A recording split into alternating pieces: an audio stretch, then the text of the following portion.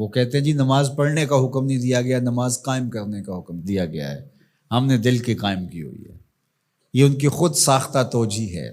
نماز قائم کرنے کا حکم اہل ایمان کو دیا گیا حضور کی وساطت سے، اور حضور علیہ السلام کو حکم دیا گیا کہ نماز قائم کریں، تو آقا کریم علیہ السلام سے بہتر اس کا مفہوم کون سمجھ سکتا ہے؟ تو آقا کریم نے رکوع اور سجود والی نماز پڑھی اور قیام نماز کا عملی اظہار لوگوں کے سامنے رکھا۔ پھر اس کے اندر کیفیت کس قدر ہو تو یہ پھر جتنی قربت اللہ کی بندے کو نصیب ہوگی اس قدر وہ آگے بڑھتا چلا جائے گا۔ تو یہ باطل توجیہات یہ جاہل لوگوں کی، جس کے بدن سے بدبو کے ببوکے پھوٹ رہے ہوں اور جس کے جسم میں جوئیں پڑی ہوں اور جس نے 6 سال سے غسل نہ کیا ہو، وہ اس اعتماد سے کہہ رہا ہوتا ہے ہم نے قائم کی ہوئی ہے، ہم نے دل کی قائم کی ہوئی ہے۔ اللہ اکبر۔ تو یہ اس معاشرے میں ایسے لوگوں کو ماننے والے اور ایسے لوگوں کی باتوں کو غور سے سننے والے اور ان جاہلانہ باتوں کو معرفت کی باتیں قرار دینے والوں کی کمی بھی نہیں ہے۔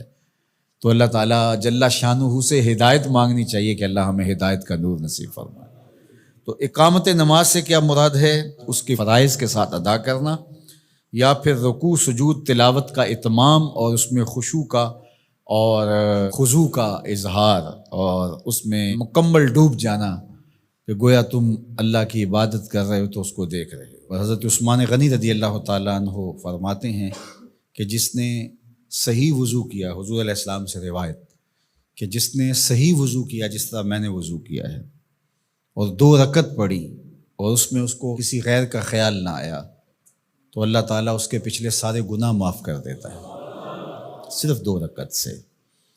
لیکن اگر ساری نماز ہی خیالوں سے بھری پڑی رہی اور تصورات کہیں اور بھٹکتے رہے اور انسان کھڑا نماز میں ہے لیکن بہکتا کہیں اور رہا تو پھر وہ نماز کی صحیح اقامت نہیں ہوگی۔ تو اقامت صلاۃ سے مراد جو ہے وہ یا تو اس کو فرائض و واجبات کے ساتھ ادا کرنا، اور دوسرا مفہوم کے خشوع کے ساتھ پورے اراکین کا اعتدال اور اتمام۔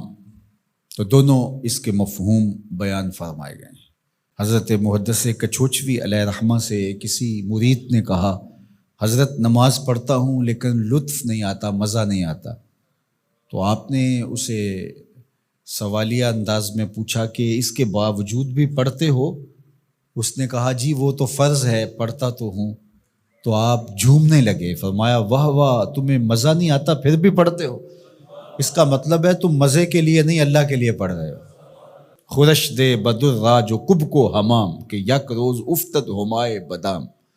سعدی شیرازی فرماتے ہیں کہ دانے ڈالتا رہے، چوغا ڈالتا رہے، کبھی کبوتر آئے گا، کبھی کوا آئے گا، کبھی کوئی اور فاختہ آ جائے گی، لیکن کسی دن وہ بھی آ جائے گا جس کے لیے تم یہ سب کچھ کر رہے ہو۔ تو اس لیے محنت کو جاری رکھو، کوشش کرتے رہو، تو ایک دن انشاءاللہ اس کیفیت میں بھی چلے جاؤ گے۔ دروازہ کھٹکھٹانا چھوڑنا نہیں ہے، دستک دیتے رہو، کبھی تو بوا کھلے گا نا، کبھی تو آواز آئے گی کھلا ہے دروازہ آ جاؤ اندر، پھر اندر سرور کی وادی ہوگی، کیف کا جہاں آباد ہوگا۔ اور آقا کریم نے ہمارے لیے آسانی پیدا فرما دی کہ اللہ کی عبادت اس طرح کرو کہ گویا تم اسے دیکھ رہے ہو، اور اگر یہ نہیں تو کم از کم یہ کیفیت تو ہو کہ وہ تمہیں دیکھ رہا ہے۔